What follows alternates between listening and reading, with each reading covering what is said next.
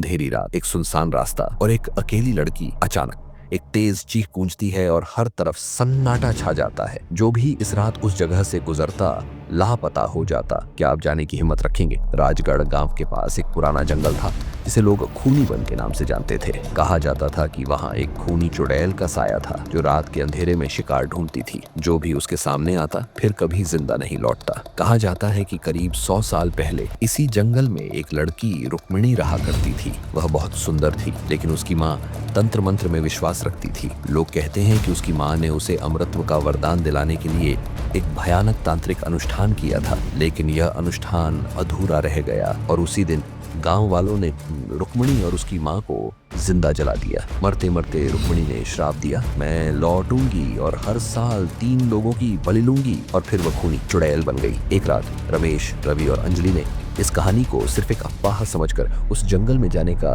फैसला किया। उन तीनों दोस्तों ने सोचा कि ये बस गांव वालों की एक बनाई हुई कहानी है, पर उन्हें क्या पता था कि आज की रात उनकी जिंदगी की आखिरी रात हो सकती है। जैसे ही तीनों जंगल के बीच पहुंचे, हवाएं तेज होने लगी। पेड़ों के पत्ते ऐसे सरसराने लगे जैसे कोई उनके बीच से गुजर रहा हो। एक अजीब सी बदबू हवा में फैल रही थी और अचानक एक पत्थर अंजलि के सिर से टकरा गया। कौन है वहाँ? रमेश ने धड़कते दिल के साथ पूछा, मगर जवाब सिर्फ सन्नाटा था। फिर अचानक एक जोर से चीख गूंजी और उन्होंने देखा एक औरत लंबी सफेद साड़ी में लिपटी जमीन से थोड़ा ऊपर हवा में तैर रही थी। उसकी आंखें सिंदूरी लाल थीं और उसका चेहरा जैसे जल चुका था। खूनी चुड़ैल। अंजलि ने चीखते हुए भागने की कोशिश की, मगर उसके पैर एक जले सड़े हाथ ने पकड़ लिए। मुझे बचाओ, अंजलि जोर से चिल्ला रही थी, पर उसकी चीख अंधेरे में खो गई। रमेश और रवि ने उसका हाथ पकड़ने की कोशिश की, मगर उनकी आंखों के सामने ही अंजलि को जंगल के गहरे अंधेरों में खींच लिया गया। अंजलि, रवि की आवाज कांप रही थी, पर कोई जवाब नहीं आया। तभी एक हल्की सी हंसी सुनाई दी। तुम लोग भी मरोगे, एक एक करके।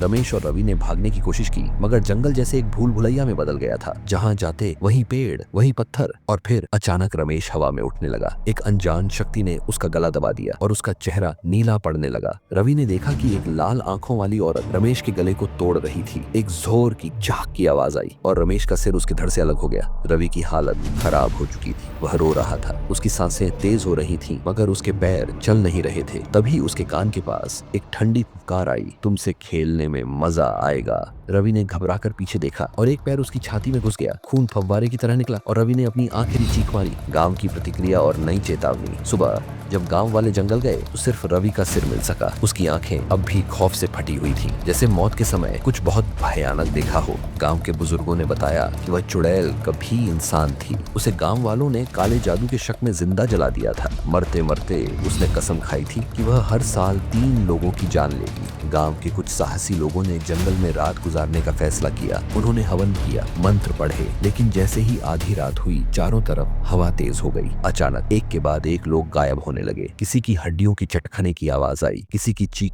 हवा में घुल गई। सुबह होने तक वहां सिर्फ राख और खून के निशान थे। अगर आप कभी राजगढ़ गांव जाएं तो उस जंगल के पास मत जाना, वरना हो सकता है अगला शिकार आप हों।